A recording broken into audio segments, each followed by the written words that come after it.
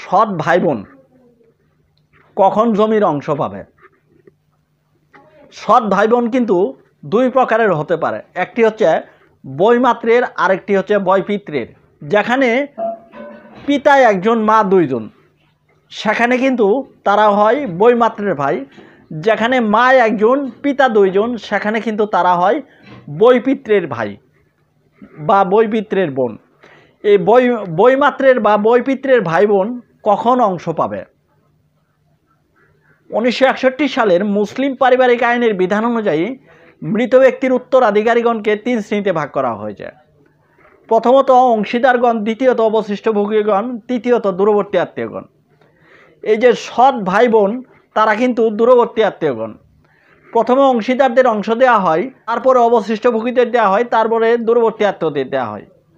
যেমন আপনি মৃত্যুবরণ করার পরে আপনার বাবা মা, ভাই বোন এবং সৎ ভাই বোন, দাদা এবং কি আপনার ছেলে মেয়ে বেঁচে আছে, এক্ষেত্রে আপনার স্ত্রী, আপনার বাবা মা এরা হচ্ছে অংশীদার।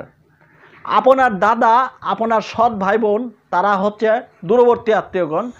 আপনার ছেলে মেয়ে হলো অবশিষ্ট ভোগীগণ। এক্ষেত্রে কিন্তু দূরবর্তী আত্মীয়গণ আপনার দাদা এবং কি আপনার সৎ ভাই বোন অংশ পাবে না।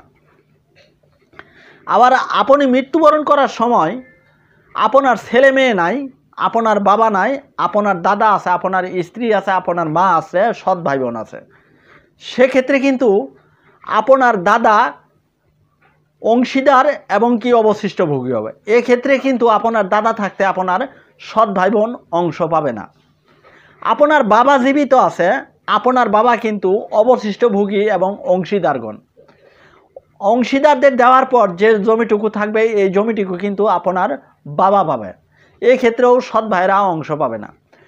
অর্থাৎ যখন কোনো ব্যক্তি মৃত্যুবরণ করবে, সেক্ষেত্রে ওই ব্যক্তির যদি কোনো সন্তানাদি না থাকে, বাবা এবং কি সহোদর ভাই বোন এবং কি দাদা জীবিত না থাকে, সেক্ষেত্রে স্ত্রী এবং মায়ের অংশ দেওয়ার পর যে জমিটুকু থাকবে, সেই জমিটুকু দূরবর্তী আত্মীয় হিসেবে সৎ ভাই এবং সৎ বোন পাবে।